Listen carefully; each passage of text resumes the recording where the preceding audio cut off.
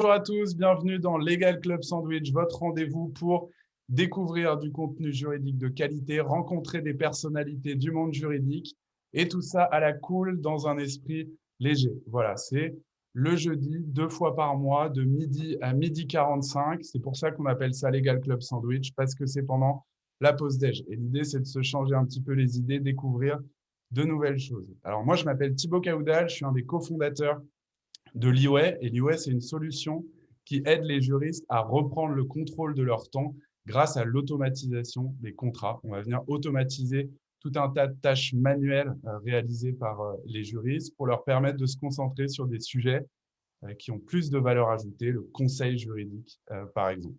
Et pour mener à bien cette émission, je suis accompagné de mes deux chroniqueurs préférés. Audrey, Pierre, comment ça va aujourd'hui? Ça va très très bien, bonjour à tous. Mais ça va super bien. Avant qu'on se présente, Thibaut, on va te féliciter. 4 millions de levées dans une série A pour l'IWay, donc la Legal Tech qui vous aide dans la gestion de contrats. Thibaut et toute l'équipe, bravo, bravo. Merci Pierre, c'est sympa. Ouais. Ce n'est pas encore une série A, on y arrivera bientôt. Ah, moi je considère, alors c'est la précide en tout cas. Voilà, exactement, mais c'est cool, merci, on est super contents de continuer tout ça. Et vous avez déjà 15 postes, j'ai vu, c'est ça? Ouais, c'est ça, 15 personnes à recruter, donc on va vous partager un article, si vous voulez aller jeter un coup d'œil, n'hésitez pas. Bon, bah, bravo en tout cas, et ceux qui ne connaissent pas encore la solution l'IWay, parce que tu ne pourras pas dire ça, moi je peux te dire, allez faire un tour, c'est vraiment génial. Génial. Toi, assez parlé de moi, à toi Audrey, est-ce que tu veux te présenter? Déjà, oui. Bravo Thibaut et bravo l'IWay, pardon. Oui, on est deux Audrey aujourd'hui, donc c'est inédit. Et du coup, Audrey, promis, je te laisse la parole juste après parce que c'est consacré à toi aujourd'hui. Et juste pour ceux qui ne me connaissent pas très rapidement, je suis donc Audrey Deléris, manager chez Fed Legal, cabinet de recrutement juridique et fiscal. Et j'exerce ce métier depuis près de 12 ans. Et j'ai la chance donc, de vous côtoyer au quotidien depuis toutes ces années et de vous proposer de super opportunités. Et en parallèle de ça, je co-anime le magnifique réseau créé avec Pierre Landy ici présent, qu'on a créé il y a presque 2 ans. On va fêter notre anniversaire très bientôt. On est près de 270, 275, je ne sais plus exactement, que des juristes dans la tech et les startups. À toi, Pierre. Merci Audrey. Et pour ma part, Pierre Landy, donc avocat au barreau de Paris. Je suis le cofondateur de l'Alliance Co. Ce sont des avocats, c'est mon ancienne équipe de Yahoo d'ailleurs, où j'ai passé plus de 15 ans, qui travaillent principalement dans le domaine de la tech. Et donc, on est en Allemagne, Grande-Bretagne, France, Italie et Espagne. Et on essaie de travailler comme des juristes externalisés.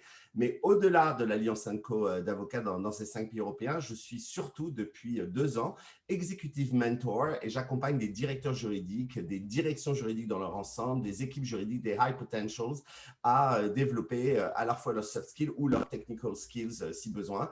Et voilà, et ça m'éclate d'accompagner, surtout dans la tech d'ailleurs, tous ces nouveaux, cette nouvelle génération de juristes qui arrivent derrière nous. Voilà, c'est difficile à dire. C'est comme ça. Life goes on. Bon, allez, assez parlé de nous. Oui, merci Audrey, merci Pierre pour les présentations. Donc aujourd'hui, émission numéro 11, on va parler de compliance avec Audrey Morin qui nous fait le plaisir d'être là. Audrey, déjà, comment ça va? Ça va très bien, il fait un temps magnifique. C'est un bon 1er avril à passer avec vous tous. Voilà, exactement. On a du beau temps et ce n'est pas une blague, on va vraiment parler de compliance aujourd'hui. Peut-être, est-ce que tu peux dire un mot sur toi, te présenter avant qu'on passe aux questions? Oui, bien sûr.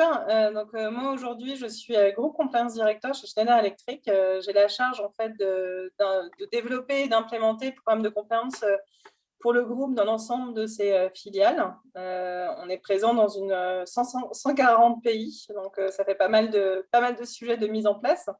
Je suis une juriste de formation. Voilà, j'ai plus de 11 ans d'expérience, toujours sur les sujets d'éthique et de compliance. Je suis passée d'abord par Accenture, donc entreprise américaine de services.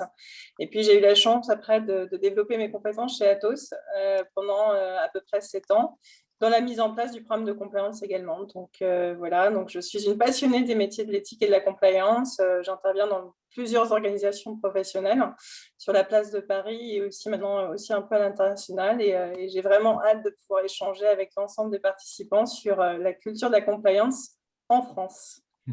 Et justement, bah, du coup, c'est une super transition. Est-ce que tu peux nous présenter un petit peu ce que c'est que la compliance? De quoi parle-t-on concrètement?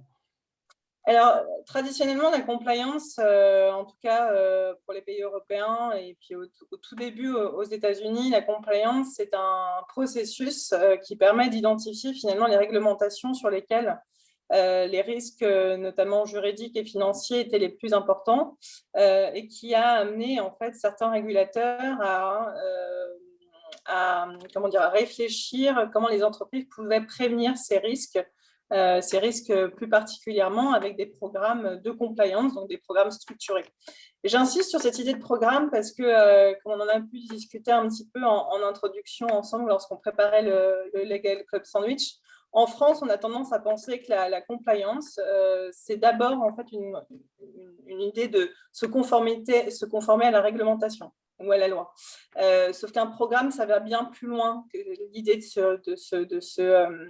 se conformer à la loi. C'est vraiment d'adapter en fait une marche à suivre, d'adapter des comportements. Et donc, ça appelle beaucoup plus de compétences que simplement la compétence juridique.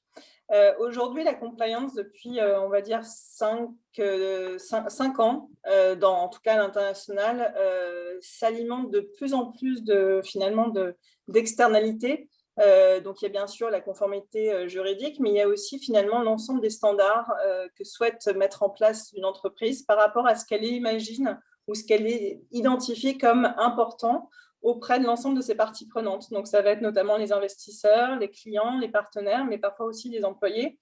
Et c'est très souvent aussi en réaction à des crises internes. Et là, par exemple, je prends l'exemple d'une compliance qui se développe depuis quelques années, qui est sur toutes les questions de lutte contre les discriminations ou le harcèlement sexuel, c'est notamment le mouvement post-MeToo, qui a fait que les entreprises ont dû mettre en place cette stratégie et ce mindset de programme de compliance sur des sujets qui étaient pour autant assez loin des préoccupations traditionnelles d'anticorruption, de droit de la concurrence, mais où finalement le risque réputationnel est tel, et là on entend par risque réputationnel faire la une des journaux, que les entreprises ont décidé d'investir sur ces sphères-là. Donc on voit aujourd'hui que la compliance est un outil finalement d'application plutôt des stratégies dites ESG, donc environnement, social et de gouvernance, en plus de finalement la première strate qui reste réglementaire.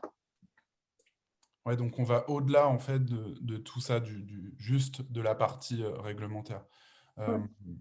C'est intéressant, tu peux nous dire pour toi quelle est la limite entre éthique et compliance?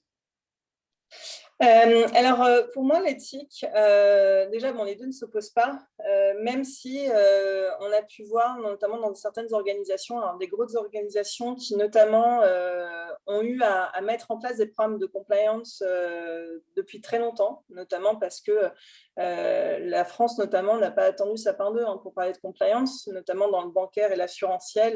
La compliance, c'est quelque chose qui est réglementé, même la profession est réglementée.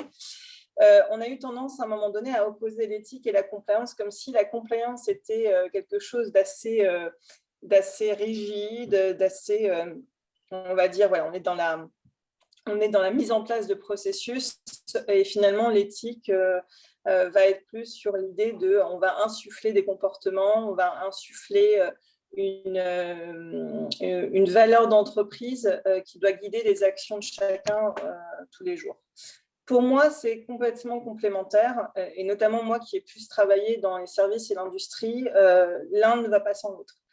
Faire de la compliance sans savoir finalement ce qu'on souhaite réaliser en tant qu'entreprise, collectivement aussi avec l'ensemble des employés ou même avec l'ensemble de notre écosystème, ça revient à investir de l'argent et des ressources sans vraiment d'impact stratégique. Mettre en place comme valeur d'entreprise d'être une société éthique et justement d'inclure ça dans une stratégie durable d'entreprise, ça donne le pourquoi de l'investissement qu'on met ensuite en matière de compliance, de processus, et ça permet aussi finalement de s'approprier pour chaque employé le processus comme simplement un outil qui nous permet d'atteindre un objectif commun. L'éthique, pour moi, est vraiment finalement le but à atteindre, ou en tout cas ce qu'on souhaite diffuser en termes de culture. Et la compliance vient apporter finalement les fondations, le cadrage. Nous, on appelle ça les boundaries chez Schneider Electric, qui permettent à chacun finalement de savoir comment agir face à telle ou telle situation. C'est très intéressant parce que dans les sociétés américaines, très souvent, c'est le même département. Ça s'appelle ECO, c'est-à-dire Ethics and Compliance Office. Et d'ailleurs, moi, quand j'étais chez Yahoo, ça allait assez loin. Je ne sais pas si c'est comme ça chez vous, mais le ECO, ce département reportait directement au board, même pas au General Counsel, et était en pointillé au General Counsel. Donc, c'est vraiment le board, le comité de direction qui avait les rapports de ECO. Donc, même pas le General Counsel. C'est dire si c'est important. Je ne sais pas si c'est comme ça chez vous aussi. Merci et c'est lié aussi à ton expérience professionnelle où tu as pu justement voir ce qui allait sûrement arriver en France. Les États-Unis, on dit toujours qu'ils ont quelques années d'avance par rapport à l'Europe et par rapport à la France. Chez Schneider Electric, on est en pleine transformation sur cet aspect-là. Je suis arrivée chez Schneider Electric, la compliance faisait partie du département juridique et depuis août 2020, nous avons créé un département spécifique éthique et compliance qui rapporte au même niveau hiérarchique que le juridique à notre secrétaire général et ce qui nous a permis même de mettre beaucoup plus de choses dans ce qu'on entendait par ethics and compliance. Donc, moi, depuis que je suis arrivée chez Schneider, j'ai eu à cœur justement à décloisonner le côté très réglementaire de la compliance et très anti-corruption pour commencer à connecter avec l'ensemble des organisations, notamment les RH, la finance, le M&A, enfin voilà, plusieurs finalement fonctions et business pour commencer à travailler sur d'autres sujets que j'estimais être à risque, réputationnellement parlant. Et finalement, le département qu'on vient de mettre en place et sur lequel on est en train de travailler pour connecter avec les autres fonctions est vraiment dans cette approche-là. Et donc, c'est l'éthique et la compliance qui sont réconciliées, mais ça ne veut pas forcément dire que c'est notre fonction qui sommes en charge. Parce que finalement, l'éthique, ce n'est pas un département, c'est finalement ce qu'on diffuse dans l'ensemble de la société. Et puis la compliance, parfois, on peut être en charge de la mise en place du programme et sur d'autres sujets, on ne va pas être en charge, mais on va accompagner la fonction qui est en charge, qu'on appelle nous le subject matter expert, l'accompagner pour s'assurer qu'il y ait un programme efficace mis en place. Et l'efficacité, elle a deux éléments. Un élément, on va dire, en amont qui est notre risk assessment. Et donc, nous sommes en charge de ce risk assessment dans notre département. Et l'aspect aval qui va être la gestion du système d'alerte. Nous avons un système d'alerte qui fonctionne très bien sur un ensemble de sujets et surtout notamment sur les sujets RH. Et donc voilà, c'est ces deux éléments-là où on va venir voir les subject matter experts pour leur dire voilà vos risques, qu'est-ce qu'on fait, voilà, comment on appréhende ce sujet opérationnellement. Et ce que tu dis est vraiment très important parce que dans beaucoup encore beaucoup de conversations que j'ai chez mes clients, beaucoup se disent compliance, c'est que le juridique. Mais ce que tu dis est extrêmement important. Ça concerne vraiment toutes les fonctions de l'entreprise pour le coup et vraiment toutes les directions. Donc, est-ce que tu as peut-être des exemples à nous donner justement de directions auxquelles on ne pense pas forcément qui sont concernées et comment la compliance aide en fait ces autres directions Alors déjà, je pense, et notamment si on a des participants qui sont dans des structures plus petites, pour moi, la compliance va être surtout sur des sujets, on va dire RH, et où finalement la structuration juridique va aider. C'est-à-dire qu'au-delà de simplement savoir comment analyser la loi, on a quand même une formation lorsqu'on est juriste qui nous permet justement de rentrer dans un mode projet et de pouvoir finalement capitaliser sur la façon dont nous travaillons, notamment avec le business, avec les acheteurs, pour justement utiliser exactement la même méthode de travail avec les fonctions qui doivent mettre en place un programme de compliance. Sur les questions de discrimination et de harcèlement notamment, alors on parle très souvent des programmes de diversité, de politique de diversité et d'inclusion, mais ça c'est l'aspect, on va dire, éthique. C'est-à-dire que oui, personne ne va créer une politique qui va revendiquer le fait de ne pas être inclusif. Par contre, il y a la politique et tout ce qu'on met en place ensuite après. Donc ça va être notamment d'accompagner les RH sur la formation des managers. La formation des managers, ça a toujours un pan de sensibilisation au risque. Qu'est-ce que je risque en tant que manager si je ne prends pas au sérieux en fait une allégation de harcèlement sexuel dans mon équipe? Qu'est-ce que je risque si un salarié fait l'objet d'une enquête et que je couvre l'enquête, ou en tout cas que je ne permette pas à ce que l'enquête soit faite dans des bonnes conditions. Et puis aussi, comment je peux participer en tant que manager à la mise en place d'une culture d'entreprise qui soit efficacement contre les discriminations et le harcèlement.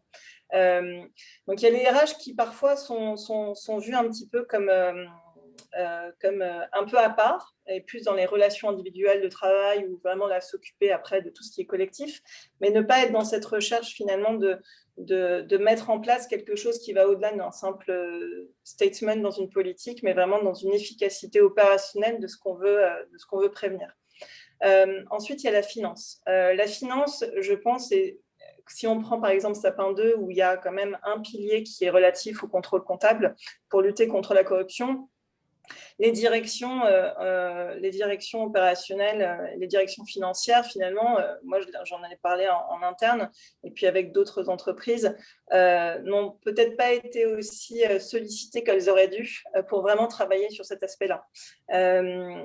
Peut-être parce que aussi la direction juridique, lorsque la direction juridique est en charge de la compliance, n'avait pas l'habitude de travailler avec les directions financières sur justement les processus, ou même avec des interactions assez faibles. Je pense que là, c'est l'excellent moyen en fait, de connecter avec les directions financières pour justement rentrer dans cette logique de collaboration, d'identifier en fait qu'est-ce que nous devons faire pour être conforme à la loi, dans le cas présent, et finalement d'expliquer quel est leur rôle opérationnel de prévention, mais aussi de détection. Et notamment, alors, vous parliez de Legal Tech au début.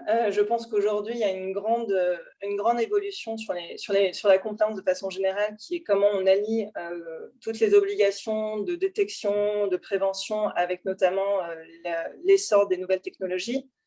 La digitalisation qu'on voit pointer sur les sujets de compliance, là, pour la direction financière, c'est très souvent des sujets qu'ils ont déjà dans leur programme à 2, 3, 4 ans. Donc, c'est comment capitaliser aussi finalement sur ces transformations organisationnelles, digitales, qui sont en cours chez les financiers, pour voir ce qu'on peut mettre, nous, en matière de compliance pure.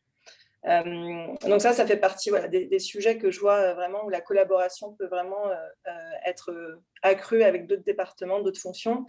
Et puis après, en fait, j'ai envie de dire, c'est même avec chaque unité opérationnelle. On est alors, si je prends historiquement en France, les directions juridiques qui vont être surtout sur, on va dire, sur tout ce qui est contract compliance, qui va se positionner en tant que business partner justement sur les projets, justement sur le levier. Là, c'est d'aller voir les fonctions opérationnelles. Ça peut être aussi des achats, ça peut être aussi le M&A lorsqu'on a une forte activité de croissance externe, pour leur expliquer quel est leur rôle en termes de compliance. Nous, chez Schneider Electric, le M&A, c'est une part importante de notre activité. On a eu énormément d'acquisitions, par exemple, en 2020. On avait mis en place début 2020 en fait un framework pour expliquer ce qu'on faisait en matière de M&A compliance, et finalement un des résultats c'est d'avoir vraiment capitalisé sur le processus M&A pour leur faire comprendre à chaque membre de l'équipe quelle était leur valeur ajoutée en fait pour participer à la prévention des risques lorsqu'on était dans une phase d'acquisition. Et ce que tu dis, Audrey, justement, je pense que ça rejoint exactement le titre qu'on a choisi ensemble, justement. C'est que ça ne concerne pas qu'un département, déjà que juridique, c'est pas que la compliance et l'éthique, c'est vraiment toute l'entreprise, pour le coup, sa véritable raison d'être, l'éthique. Et c'est pour ça que tu nous as parlé de culture compliance. On a tout de suite adhéré au titre que tu nous as proposé, parce que c'est vraiment très évocateur de ce qui doit se passer en entreprise. Est-ce que toi, justement, tu as des conseils, alors soit au sein du département juridique ou soit en dehors, pour avoir justement les bonnes pratiques pour avoir une bonne culture compliance? C'est là, en fait, c'est vrai que quand vous m'avez posé cette question par rapport à l'audience, je me suis dit, oui, il ne faut pas que notamment les juristes se sentent exclus à la fois de cette culture, mais à la fois de l'animation de cette culture.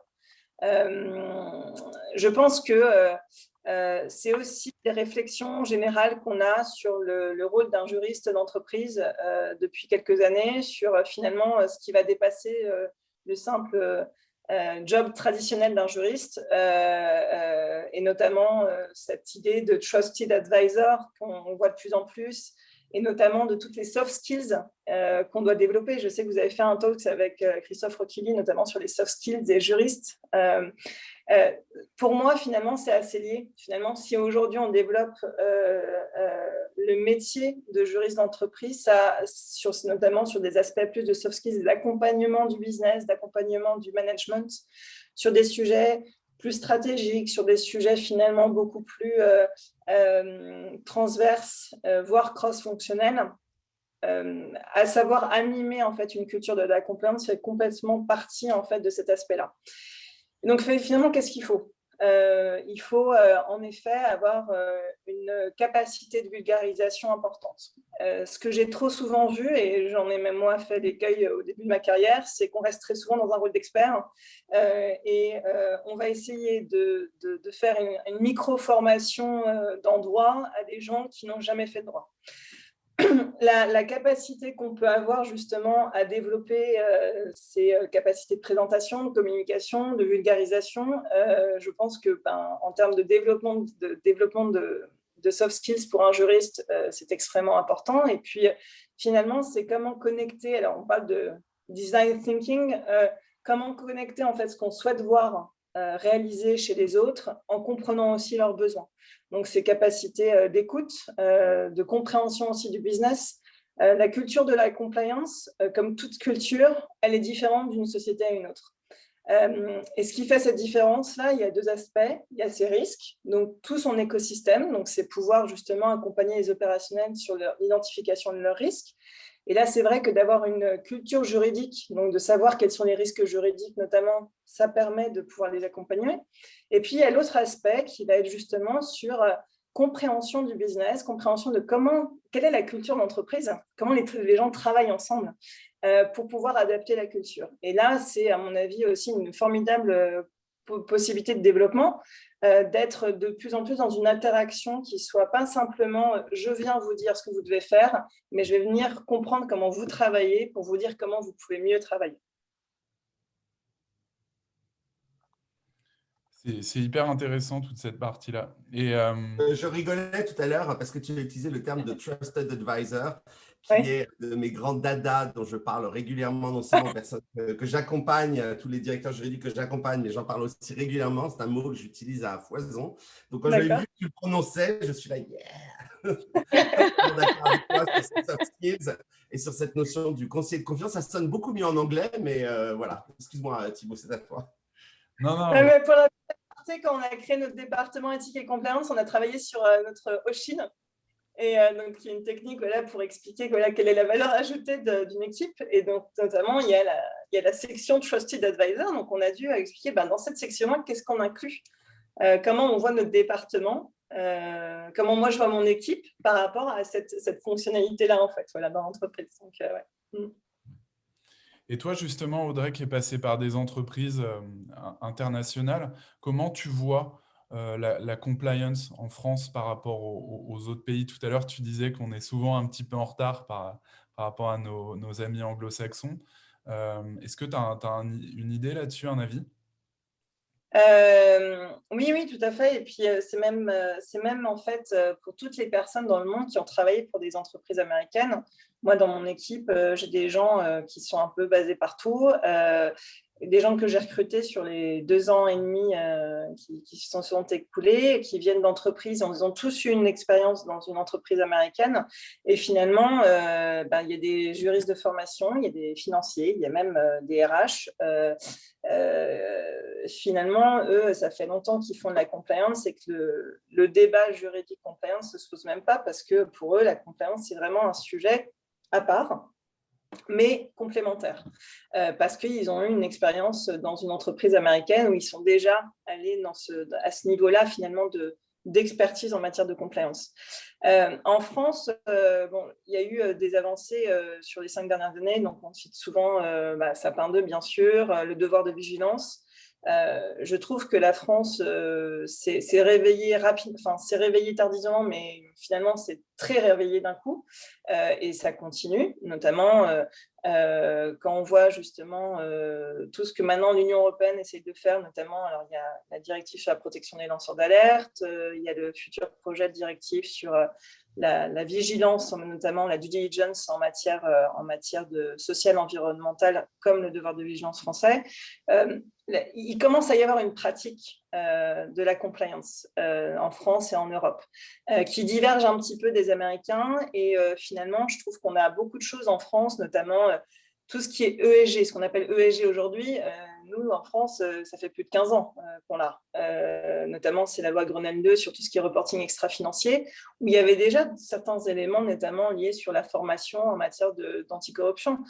Donc, on n'a pas attendu finalement les Américains pour vraiment se dire que oui, en fait, une entreprise, ça va beaucoup plus loin que le financier, ça doit prendre en compte d'autres éléments.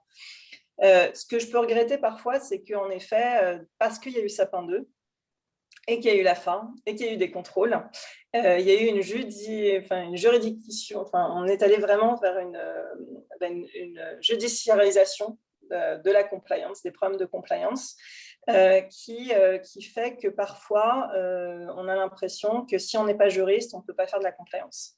Que finalement, il faut être dans cette logique très juridique pour réaliser un problème de compliance.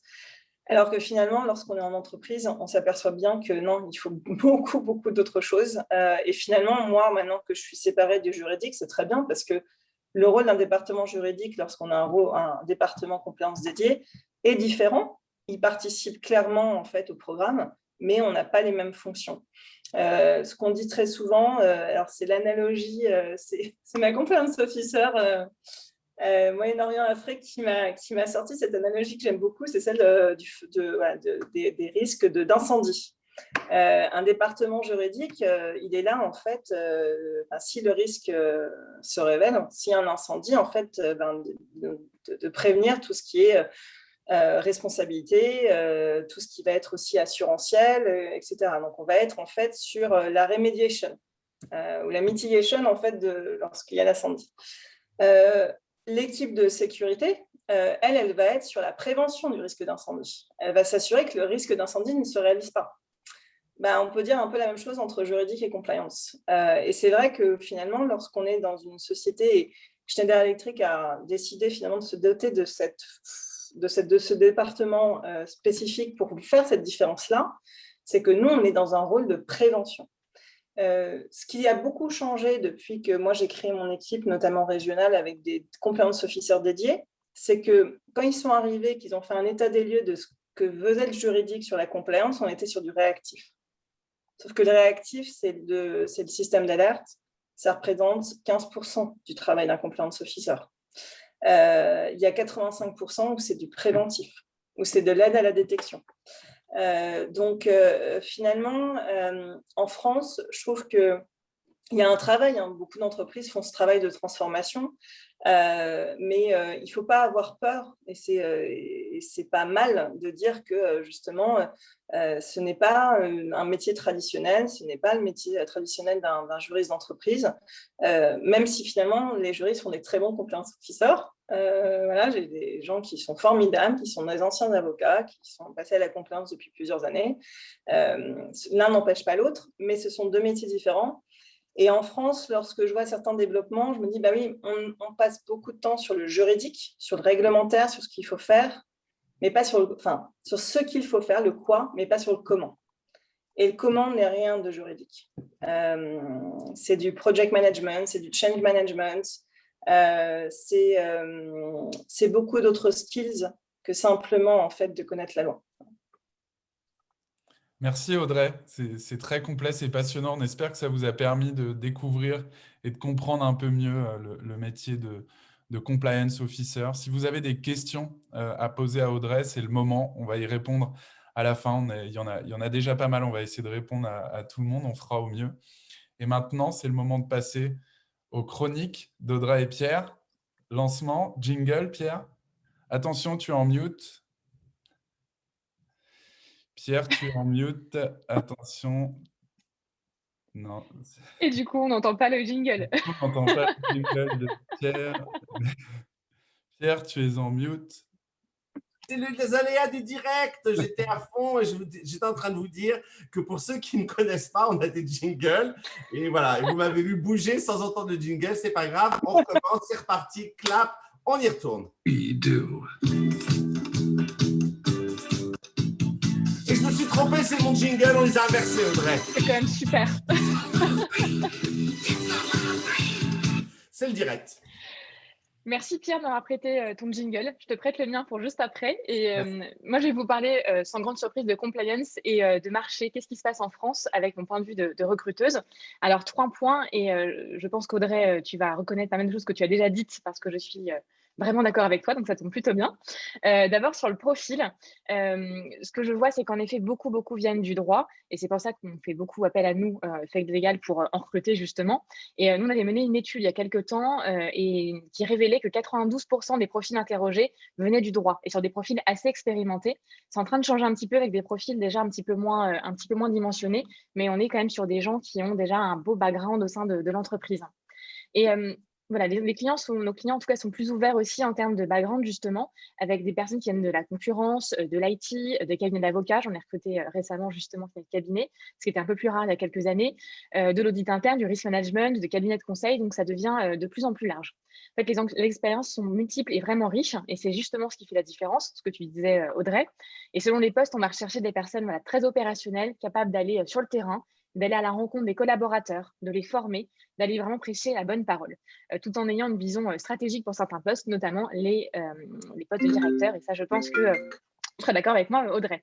Les plus importants aussi, c'est ce que tu disais, je suis totalement d'accord, ce sont les soft skills. Ce qu'on va rechercher un profil qui va aller au-delà de la technique, sur des vraies valeurs d'éthique, évidemment, une capacité à persuader, une vraie gestion de projet, une gestion du risque aussi, et énormément de pédagogie qui correspond à la vulgarisation que dont tu nous parlais tout à l'heure. Et donc, les soft skills, ça, on va même le dire à chaque fois, c'est vraiment ce qui fera toute la différence, pardonnez-moi, selon les recrutements. Ensuite, deuxième point, le rattachement. Ça, c'était un point que je voulais aussi aborder avec vous. Selon l'étude dont je vous parlais, donc de fait légal, que je vais vous partager ensuite, près de 60% des compliance officers sont rattachés à la direction juridique. C'est en train de changer, preuve en est chez Schneider justement aussi. Alors, la plupart du temps, c'est vraiment le cas sur la partie industrie et services que je connais très bien, et moins dans les secteurs banque et assurance, où c'est historiquement assez séparé. En fait, le plus important, c'est d'être attaché au plus haut niveau de la société et d'avoir un accès direct à la direction générale pour avoir vraiment les moyens de mettre en œuvre le programme d'éthique et qui va être décidé du coup en interne. Là, j'ai une petite confidence à vous faire d'une discussion que j'ai eue il y a quelques temps avec un directeur juridique du CAC 40 qui m'a dit que lui-même avait demandé à ce que la direction compliance soit vraiment séparée de son périmètre. Alors, première chose, il m'a dit, c'est pour que les juristes de cette équipe soient vraiment indépendants de mon équipe en droit des affaires. Deuxième point, il m'a dit, parce que la compliance, c'est pas ma tasse de thé du tout. Alors, il trouve ça important, mais ça l'intéresse pas trop. Donc, il avait l'honnêteté de me dire, n'insistez pas, je ne vous dirai pas qui c'est. Je le garde pour moi. Et dernier point, focus recrutement. Est-ce que ça recrute en compliance? Et j'ai un grand bonheur de vous dire oui, on recrute plein mal de gens en compliance, c'est très bien, au regard de tout ce que tu as expliqué, Audrey, avec toutes les législations nouvelles et toutes celles qui sont déjà d'ailleurs en vigueur aujourd'hui. Et la typologie du profil recherché, c'est vraiment, ça dépend du projet, ça dépend de l'entreprise. Alors, ce que je peux remarquer en tant que recruteuse, c'est que dans les grands groupes, en général, ça va plutôt être des profils très spécialisés qu'on va rechercher, alors que dans les groupes plus petits, ça va plutôt être des profils très hybrides avec des affaires, de l'IT et un pan compliance. Mais la tendance est peut-être en train de changer suite à des discussions que j'ai eues récemment avec plusieurs directeurs juridiques, notamment des équipes plus petites en pleine construction dans leur société, notamment dans le domaine de la tech, parce que ces directeurs juridiques-là, ils ont la chance de pouvoir créer en fait une direction juridique et ils se disent autant se doter dès le départ de profils très spécialisés. Et c'est comme ça que certains recrutent des profils très spécialisés de LegalOps. Là, je fais un petit clin d'œil à Émilie Le Tocquer-Calame qui était venue dans une émission précédente, des profils spécialisés en données personnelles et évidemment en éthique et compliance. Donc, de quoi avoir dès le départ une culture très compliance, ce qui, comme Audrey nous l'a expliqué, est primordial. À toi, Pierre. Tu es toujours en mute, Pierre. Décidément, ce n'est pas ma journée aujourd'hui. Hein. Merci Audrey, je pique donc ton jingle et c'est parti. Get the fever.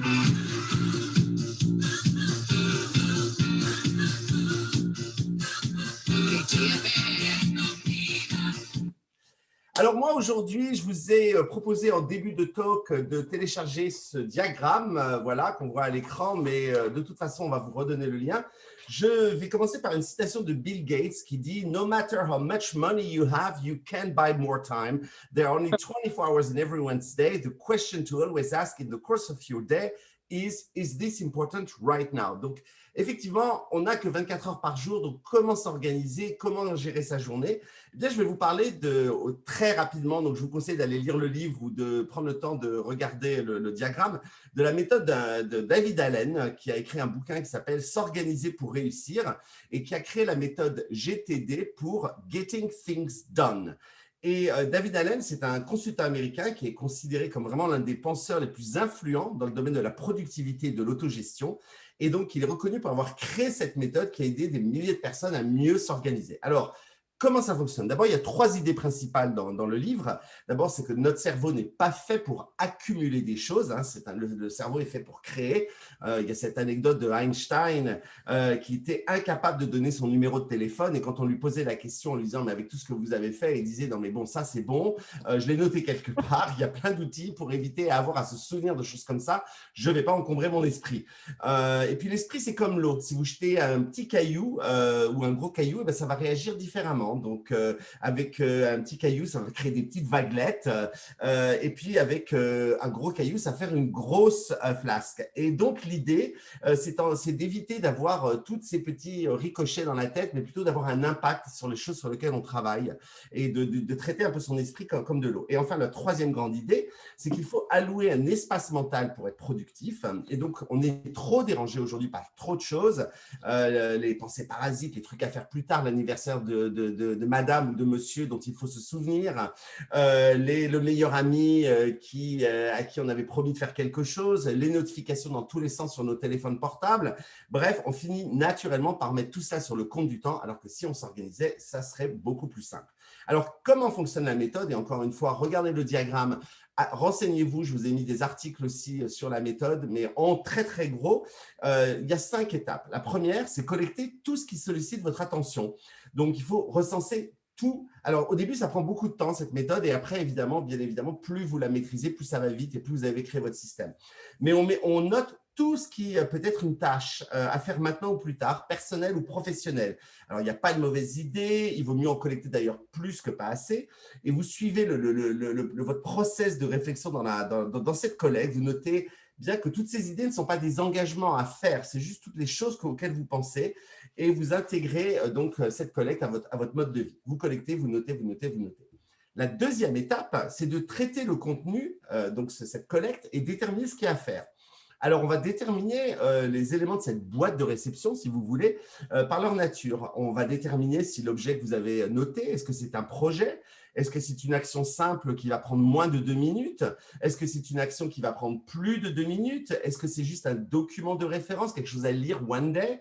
Et donc, pour chaque objet, on va déterminer le résultat concret à produire. Donc, on va déterminer au moins la première action pour chacune des actions que vous avez notées. Donc, par exemple, si une action prend moins de 2 minutes à effectuer et que toutes les conditions requises sont là pour l'accomplir, eh bien, vous la faites tout de suite pour dégager de votre boîte de réception. Puis après, on regarde, et puis si c'est un élément finalement qui n'a pas d'intérêt, on s'en débarrasse. Et puis après, vous mettez de l'ordre, c'est la 3e action, on les organise entre ce que j'appellerais les éléments non activables et les éléments activables. Alors, les non activables, donc je l'ai dit, hein, c'est la poubelle pour ce que finalement on veut jeter parce que ce n'est pas si intéressant que ça. C'est ce qu'on va mettre dans une case incubation pour les éléments à long terme, les trucs dont on se servira un jour. Ça va être les références, ça peut être beaucoup, regardez, moi j'en ai un paquet d'articles à lire un jour quand j'aurai du temps, mais bon, plutôt que de me les garder, je les ai imprimés, je sais, c'est pas bon pour l'environnement, je le trouverai mieux pour l'avenir, mais en tout cas, je les ai imprimés pour les lire quand j'aurai le temps, etc., etc. Ça, c'est les éléments non activables. Et puis après, il y a les éléments activable. Donc, comme je vous l'ai dit, déjà, on voit si on peut le faire en 2 minutes. Et puis après, on regarde ce que c'est que l'action. Et là, on utilise le fameux Drive, Ditch, Delegate dont j'ai déjà parlé dans un précédent Club Sandwich, pour ceux qui s'en souviennent, ou sinon vous pourrez le retrouver. C'est qu'est-ce qu'il faut faire par soi-même, c'est exécuter. Qu'est-ce qu'il faut faire, qu'est-ce qu'il faut déléguer à d'autres, ou qu'est-ce qu'il faut tout simplement reporter ou ne pas faire du tout. Donc après, on revoit ces actions, c'est l'étape numéro 4, et on revoit ces actions régulièrement pour les classer, pour les revoir.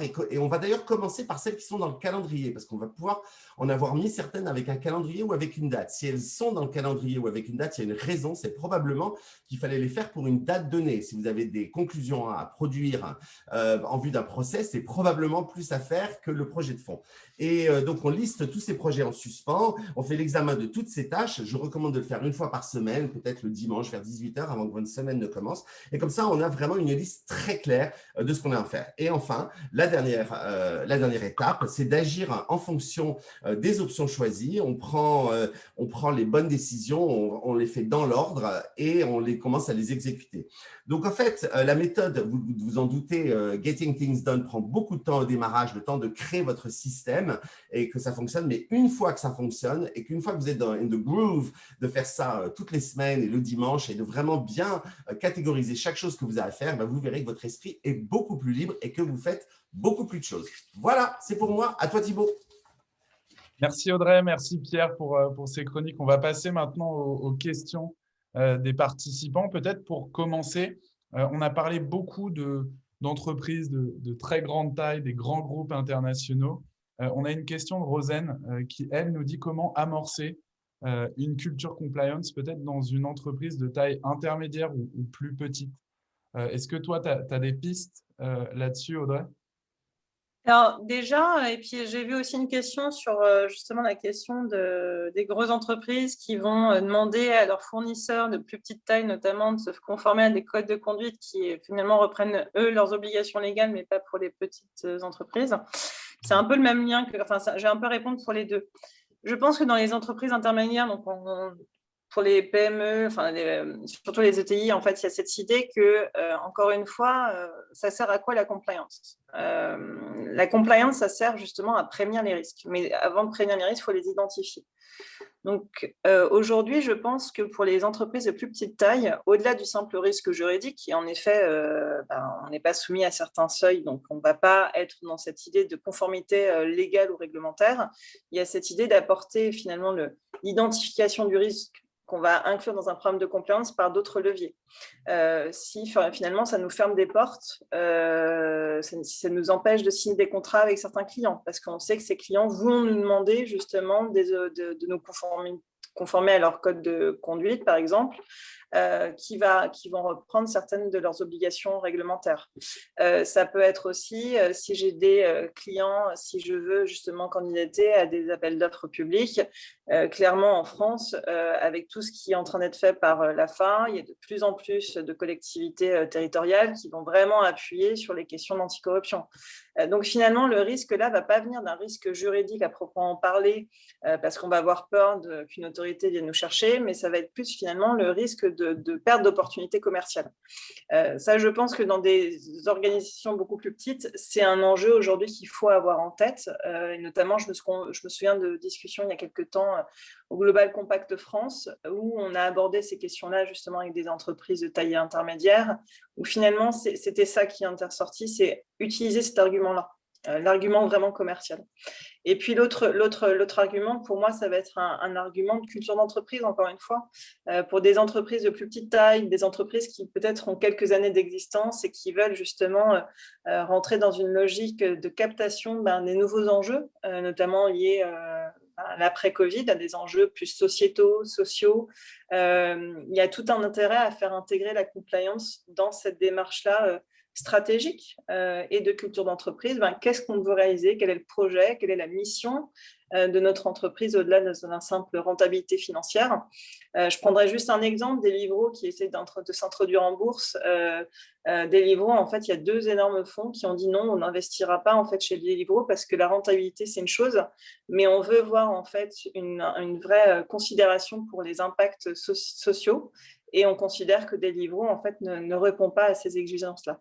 Donc je pense que là aussi, c'est même en termes de croissance, d'anticiper aussi la croissance. Aujourd'hui, dans le monde actuel, la croissance n'est pas que financière, elle a cet élément de confiance qu'apporte justement une culture de la compliance.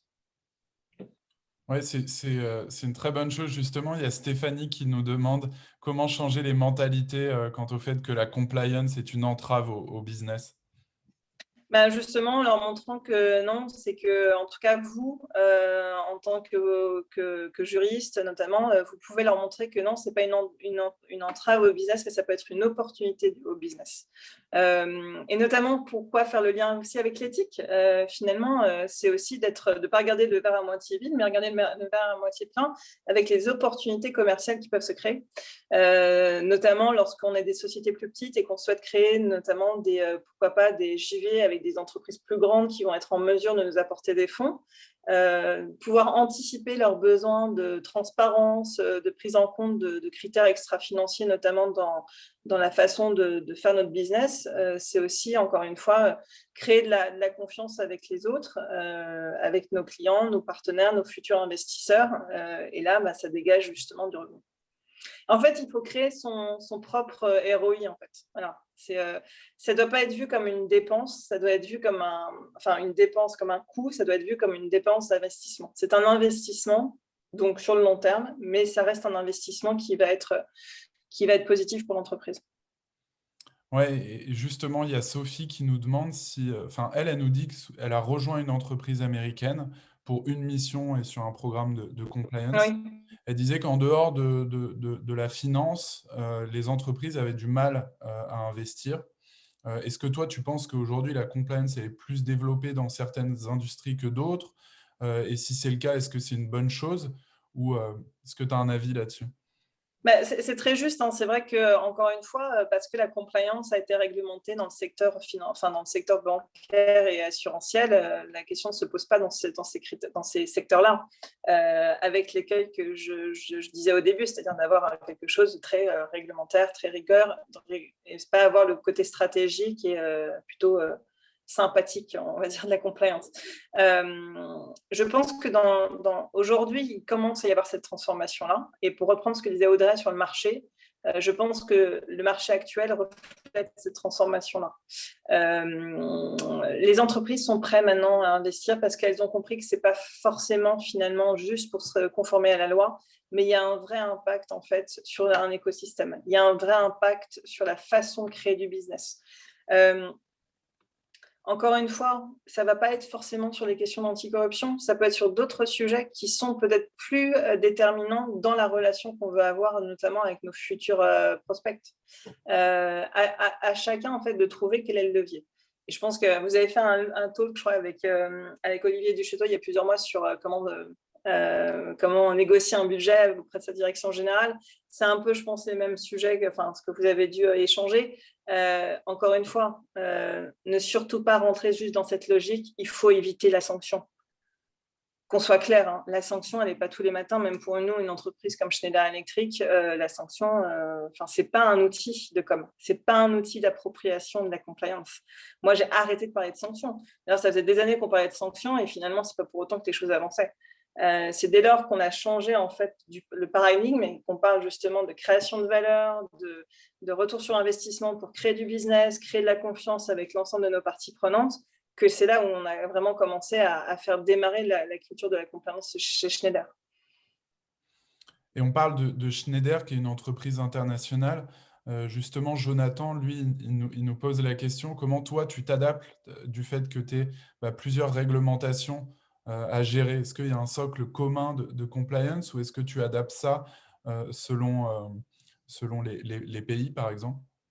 Alors justement, donc, très bonne question. En effet, quand on est à l'international, on se pose la question de l'élément référentiel de base. Donc nous, au niveau du groupe, on va avoir un élément référentiel de base qui va prendre, on va dire, ce qu'on doit mettre en place, quel que soit le pays. Donc Sapin 2, par exemple, sur les questions d'anticorruption, nous a bien aidé à définir ce qu'on devait mettre en place à minima partout. Après, il y a sur les programmes de sanctions, d'export contrôle, où là, ça va être plus, en effet, le régime plus US. Mais finalement aussi, ça n'empêche pas l'adaptabilité. Et c'est tout le travail qu'on fait avec les compliance officers régionaux et avec leurs propres responsables business, c'est qu'il faut pouvoir adapter. Et là, lorsqu'on a un département juridique, c'est tout la valeur ajoutée d'un département juridique, c'est de nous identifier ce qu'on doit peut-être modifier, ce qu'on doit adapter. Et il y a un mot qui n'est pas encore très bien utilisé en France, mais c'est l'approche par le risque. C'est-à-dire qu'un problème de compliance, ce n'est pas quelque chose de linéaire, ce n'est pas quelque chose d'uniforme, c'est l'approche, encore une fois, par les risques. Et donc, tout le travail, justement, de celui qui va s'occuper de mettre en place un programme de compliance, c'est de comprendre finalement où sont les risques. Et après, on fait un arbitrage avec la direction. Quels sont les risques qu'on est prêt à prendre? Et puis ceux, on dit non. Ceux-là, on ne veut pas les prendre et on met des choses en place.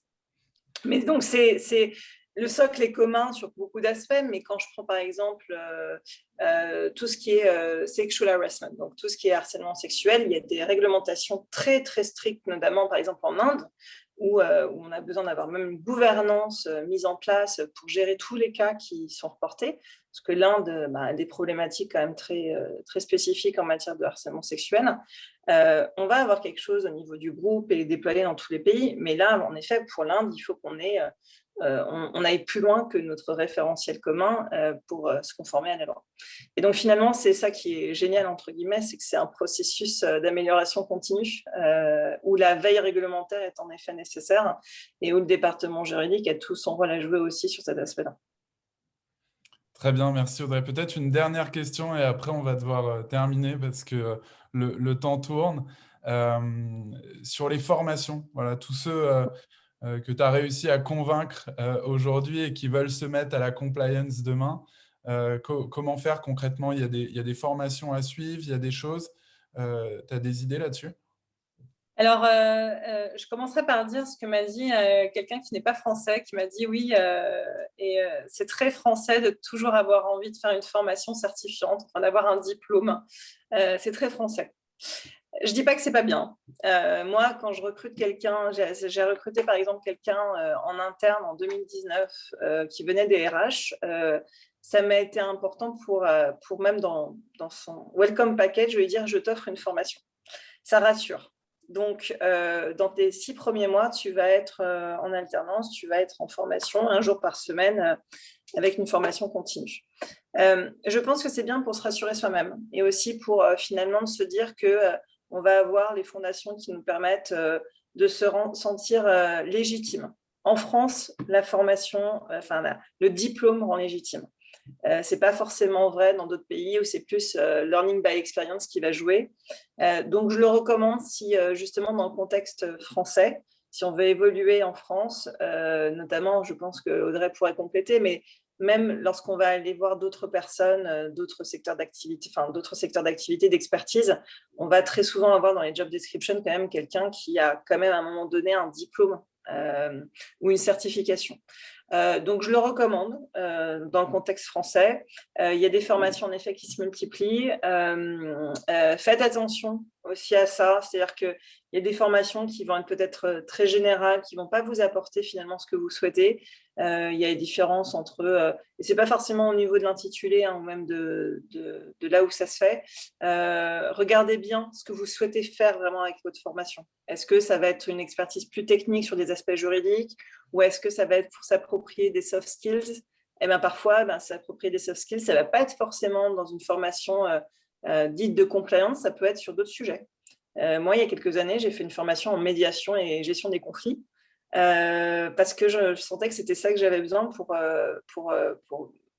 affiner ma technique, par exemple, d'enquête interne sur des sujets notamment de ressources humaines. Voilà. Donc, essayez toujours d'identifier vraiment ce que vous voulez avoir avec votre formation, c'est vraiment l'élément important. Merci Audrey, c'était passionnant, c'était très riche, on a abordé plein de sujets aujourd'hui. Ça t'a plu? Bah oui, écoutez, ouais, et puis le format est plutôt sympathique, donc moi, quand je ne fais pas de slides, c'est très bien. Donc, et bon, puis, non, puis en fait, pour les participants, n'hésitez pas à me poser des questions, parce que j'ai vu qu'il y avait aussi des questions qui déposaient qu'à nous, etc. Donc, la discussion peut continuer. Je peux en parler tout le temps, je suis une vraie passionnée, donc voilà, il n'y a aucun problème. En tout cas, on était ravis de tous vous avoir. Il y avait plein de nouveaux sur Club Sandwich et ça, c'est génial. Et peut-être, Thibaut, tu peux te dire ce dont on va parler la prochaine fois pour que vous nous rejoigniez de nouveau. Oui, c'est ça, tout à fait. Alors, dans 2 semaines, on va parler de Bitcoin et de réglementation liée au Bitcoin avec William. Lui, il a vu la réglementation du Bitcoin un petit peu évoluer et il pense que ce n'est pas un sujet qui est si loin du juridique. Au contraire, c'est structuré. Donc, il va nous parler de tout ça. Donc, c'est dans 2 semaines. Si vous voulez participer, on va vous envoyer le lien tout de suite. Et puis voilà, on est bon pour aujourd'hui. On est bon pour aujourd'hui. On a un site magnifique, www.club-sandwich.legal. Vous pouvez retrouver les replays, vous inscrire, etc. Et à dans 15 jours tout le monde.